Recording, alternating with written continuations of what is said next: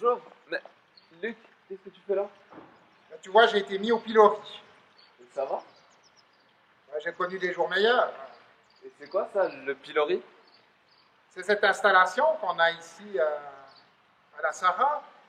Les malfaiteurs, ils étaient placés ici pendant 2 heures, un jour où il y avait du monde, un jour de marché. Et puis, on les insultait, on se moquait d'eux, on les méprisait.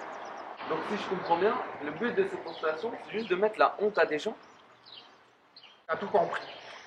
Alors, mettre la honte, c'était des gens qui avaient trafiqué leur balance pour vendre davantage. C'était des femmes adultères, hein, bien sûr, c'était des femmes qu'on mettait là. C'était aussi des gens qui, en produisant leur vin, avaient rajouté un peu d'eau. Et ils passaient 2 heures ici, marqués par le mépris. Et là, Ça donne vraiment pas très envie, hein. je peux te dire que j'aimerais pas y passer toute la journée. Mais l'avantage, pour moi, c'est qu'en étant ici, j'ai pensé à quelqu'un. Et à qui ça? Ici, j'ai pensé à Jésus. Et pourquoi Jésus? Elle n'a pas été mise au pilori à la Sarah, mais attends, aide-moi à descendre, je vais t'expliquer. Si j'arrive à me détacher.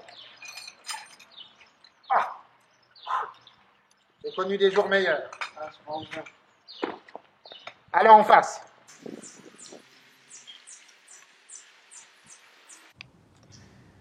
Alors tu vois la croix, Mathieu, quand Jésus est mort sur la croix, il n'a pas seulement souffert physiquement, mais il s'est aussi pris des insultes, il s'est aussi pris le mépris de la population qui était là. Donc Jésus s'est pris la honte. Exactement. Jésus s'est pris la honte.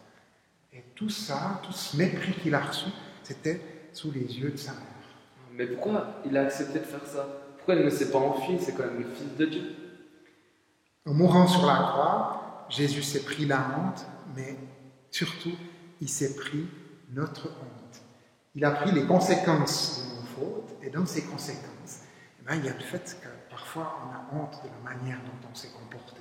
Les gens nous ont mis la honte. Parfois, on a du remords d'avoir agi de telle manière, d'avoir fait du mal à quelqu'un. Parfois, on a subi du mépris. Et c'est tout ça que Jésus a pris sur lui. Mais il nous a quand même laissé les 10 commandements. C'est vrai que par rapport à nos fautes, Dieu ne se tient pas à l'écart, il ne glisse pas sur le mal qu'on a fait. Tu parles des 10 commandements. Et Jésus nous invite à reconnaître nos fautes, à les regretter. Mais ce qu'il ne fait pas, c'est de nous mettre au pilori, de nous humilier, de nous écraser. Ça, Dieu ne veut pas, parce qu'il veut qu'on soit des hommes et des femmes qui puissent vivre debout. Je trouve ça joli, mais ce que je trouve bizarre, c'est pourquoi le pilori a été construit juste au face de l'église. Ouais. On pourrait croire que le pilori a été construit après l'église, mais c'est le contraire. Le pilori est beaucoup plus ancien que l'église. Et moi, j'y vois une parabole d'une part de la dureté des êtres humains, ça c'est le pilori, et puis l'église, c'est le signe, le rappel de la bonté de Dieu qui veut notre pardon.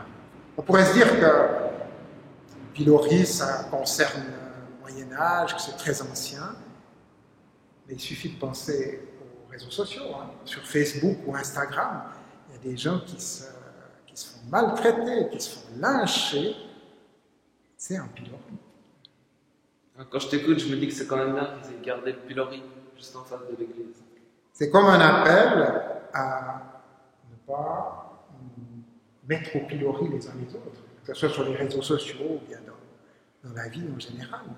Ce pilori, moi, chaque fois que je le vois, il me rappelle, d'une part, qu'il y a un risque de maltraiter, il y a un risque de peser sur la tête de quelqu'un qui a fait quelque chose de mal, qu'il n'aurait pas dû faire. Et notre part, c'est de lui offrir le pardon de Dieu, de couvrir du pardon de Dieu. Bien sûr, Dieu nous rappelle qu'on doit faire le bien, mais une fois qu'on a fait quelque chose de mal, on s'en rend compte. Et alors, on a besoin qu'on nous tende la main du pardon de Dieu, qu'on nous rappelle que Jésus a été au pilori à notre place, et puis on n'a pas besoin de subir du mépris. Il veut nous laver de ça.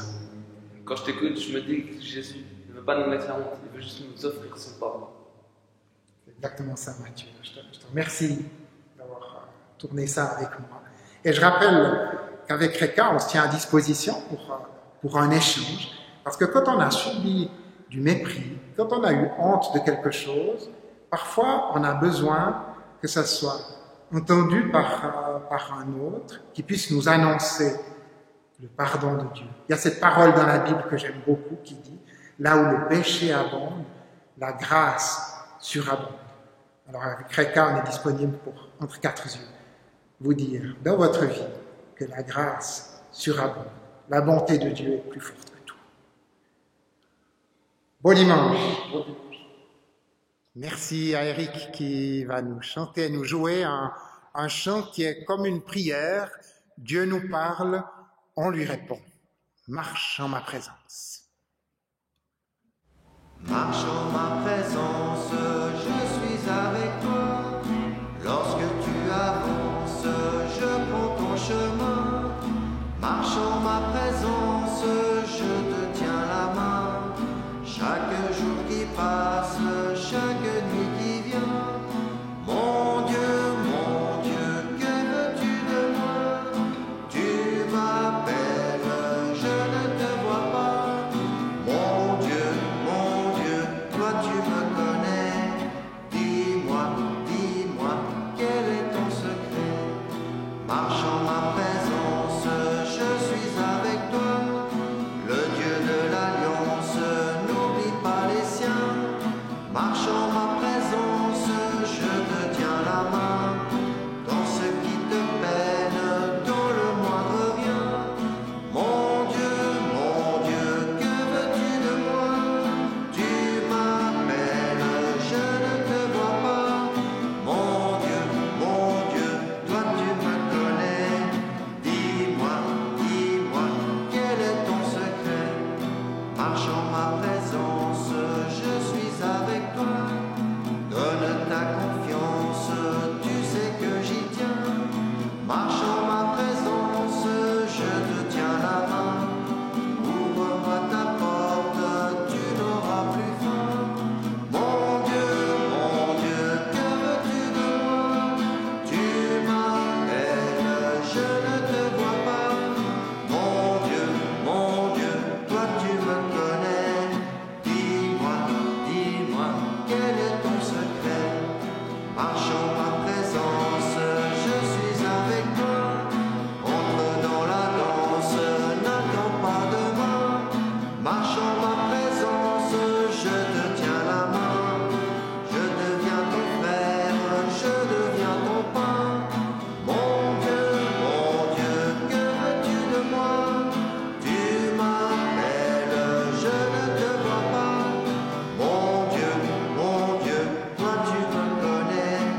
Dis-moi, quel est ton secret? Bon dimanche à chacune et chacun.